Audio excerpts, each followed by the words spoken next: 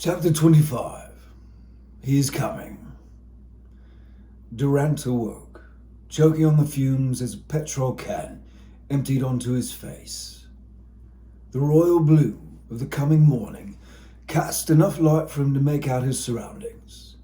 He twisted his head to the side and shook what he could of the oily gasoline off, blinking and spitting to get it out of his eyes and mouth. His vision was a painful blur, but he knew exactly where he was. He saw the pale, naked bodies that stretched in both directions in the trench. He'd been dragged to the center of the stacks of dead men who'd been drained and piled into the German trench. His uniform was soaked in the gagging fumes of gas. The last drops were being shaken onto him. The half-wit shook the empty steel can one last time, then hurled it away, taking great pleasure in the clanging noise it made when it landed in the distance. He clapped his hands, filled with glee. "He is coming! He is coming!" The half-wit sat beside Durant and patted his leg. He began humming a song to himself, occasionally singing words out loud that Durant did not recognize. It seemed to be some sort of child's song, which bubbled out bizarrely from the barrel-chested German. But Durant could not think on that. In the distance, he saw a figure approaching. It was speaking as it approached, sermonizing over the stacks of dead men. When they came to the place of which God had told him, Abraham built the altar there and laid the wood in order and bound Isaac his son and laid him on the altar atop the wood.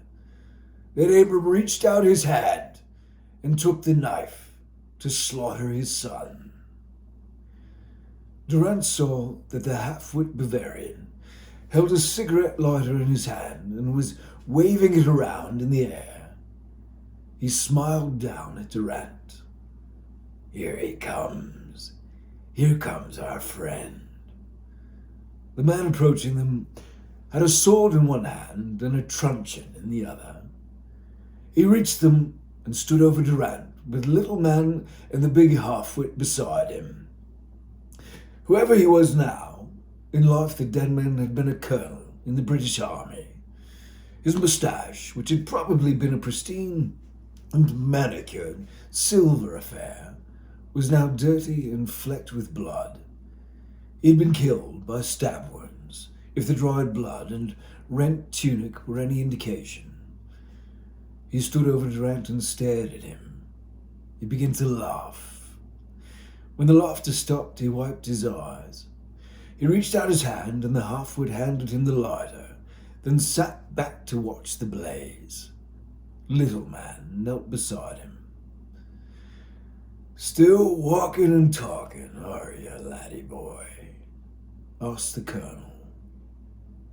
A shiver of recognition and terror that had nothing to do with the dead and the gasoline and his coming immolation coursed through Durant. It was the bone-deep fear of a small child whose father was about to bring him righteous pain and punishment. "Fare thee well, laddie boy. Fare thee well." The cutlass blow nearly split the colonel in two, entering at an angle and cleaving through his right shoulder and collarbone. The arm holding the lighter went limp, and the lighter dropped into the pile of dead men. Francois pulled his cutlass free and swung again, this time aiming for the knees. The blow cut all the way through the colonel's right leg and dropped him. Little man grabbed up his axe and stood, but the blackened cutlass sang through the air and through his scrawny neck, beheading him before he brought it to bear. The half-wit tried to scramble to his feet, but being that big had its disadvantages. Francois was already on him. The sword came down in a vicious arc. It went straight through both the half-wit's arms as they rose in vain to ward off the blow, and sunk into his face with a sickening thud. Francois yanked the cutlass free. Despite the obscene wounds, The half-wit began scrambling backward. Francois glanced back toward the colonel. He saw the demon's working left hand searching through the dead bodies for the shining metal lighter. It grasped hold of it and flicked the top open. Francois brought the cutlass down and severed the arm. Durant passed out again, just as Francois swung the decisive blow. The sun had risen. Durant's head ached. The smell of petrol still seemed to inundate every pore. Francois had removed the barbed wire from his wrists and ankles. The wounds, where the wire had rubbed him raw, were bound with clean cotton bandages. With supreme effort, Durant sat up. Beside him was a pile of olive-drab clothing, not fresh by any means, but mercifully not soaked in petrol. There was a shrapnel helmet, filled with fresh water, and a small bar of soap along with it. Francois was kneeling in supplication, about 10 feet away, facing the sun in prayer. He had a clean British officer's uniform on, the only one he had found that would fit his large frame. While Francois prayed, Durant stripped naked and used the soap and water to get off what he could of the gasoline and blood. By the time he was dressed, Francois had finished his prayer. "Thank you," Durant mustered. Francois picked up his cutlass and settled it into its scabbard. "Perhaps, in time, you will do the same for me." Durant nodded. "It is as we thought. They are gone with the sun. Come, let us see if our companions have survived the night." Durant rose, still unsteady on his feet, and the two men made their way from the clearing toward the Chateau de Bois. She was gleaming again in the sunshine of the dawn. Renoir pushed the cover of the well up and shoved it wide open. It crashed back on its hinges, revealing clear blue sky and the rising sun. He clambered out and studied his surroundings. The sun dappled the spring's new foliage, turning the rich green leaves to golden lime in places. There was a shot of fear when he saw movement in the orchard, but he realized that the large man in olive drab was Francois, and his well-worn companion was the Canadian. He waved to them and jogged out of cover to meet them. "Mon Dieu, he survived." Francois nodded. "Even so, he has taken a beating." "Oui, I can see."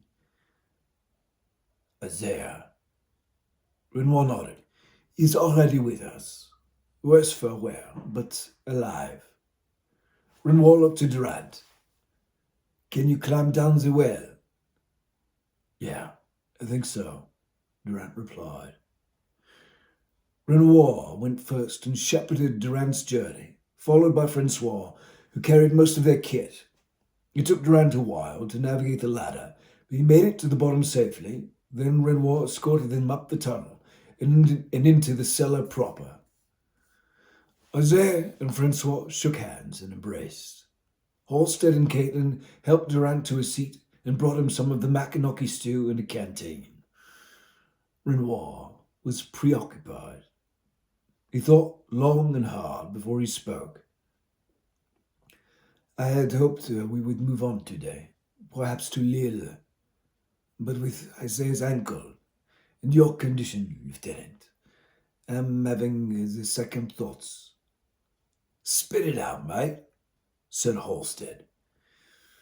"We should stay here today, and then one more night perhaps. With dawn tomorrow we continue on and find another place to shelter," said Renoir.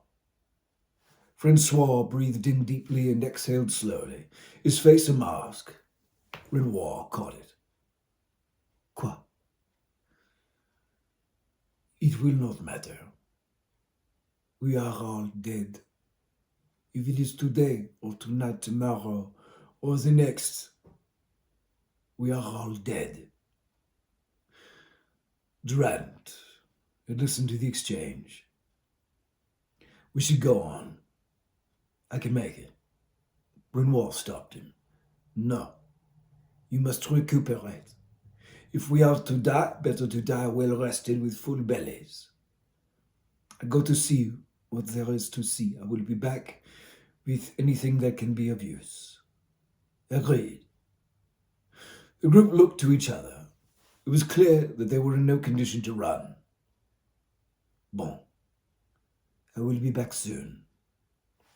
With that, Renoir headed back down the tunnel toward the well and the pool of daylight at its base. Strothman closed the door behind him and shut the bolt. James and Unger were huddled near the candle beside Isaiah, both still bleary from slumber. Isaiah lay back. He crossed his feet and laid one arm across his eyes. In a few moments he was snoring gently. Halstead finished looking Durant over, then uncapped his store of aspirin. "You will live, for now anyway. Take a couple of these." Durant accepted the pair of aspirin. He swallowed them with a mouthful of water. "Thanks, Doctor." "No worries, mate. What's going on up there?" Durant's mind was still quietly reeling. "I don't know. It's all tore apart at the seams, like it just got pushed to the edge of breaking, and once it started to rip, everything just kind of tore loose." Halstead nodded his head. "Seems an apt picture. Get some rest if you can." Durant lay down. In less than a minute, he was under. David Durant watched, frozen, as Matthew walked downstairs, past their father's corpse, and disappeared into the parlour.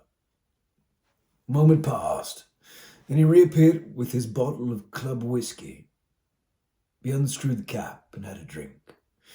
Then he knelt by Nathaniel's body. He rolled the broken neck back to center, then poured the liquor into the dead man's gaping mouth. When he had emptied most of the bottle, he let the head fall back to its unnatural angle. He climbed back up the stairs. When he reached David, he took a final sip of the whiskey, then tossed the bottle down the stairway. It shattered on the second bounce, atomizing, sending shards and splinters of glass scattering on the steps.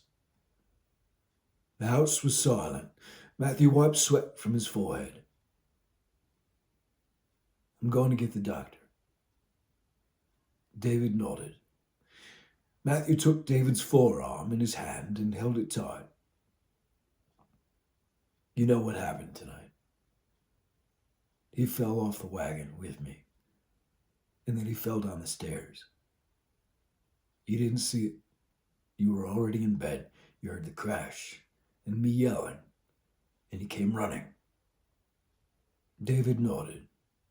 Matthew laid his hand on his brother's shoulder. He squeezed it for a moment, then let go. "You wait there with him. I'll be back soon." David was numb. Matthew jogged down the stairs, past the broken glass and the broken man, and disappeared from David's view. David heard the door open and close. A moment passed, then he walked down the stairs toward Nathaniel's corpse. He sat beside it for half an hour. Then Matthew and Dr. Miller arrived. A month passed before Matthew found a buyer for Durant and Company. He finagled top dollar. He split it into 3 portions and wired Helen's share to her sister in Maine. They sold the house to Dr. Miller, and after packing up the guns and the best of the cold weather gear, they hitched up the horses and headed north. There was business, with Hamish Jarmusch for Matthew to attend to, and David had nowhere else to go.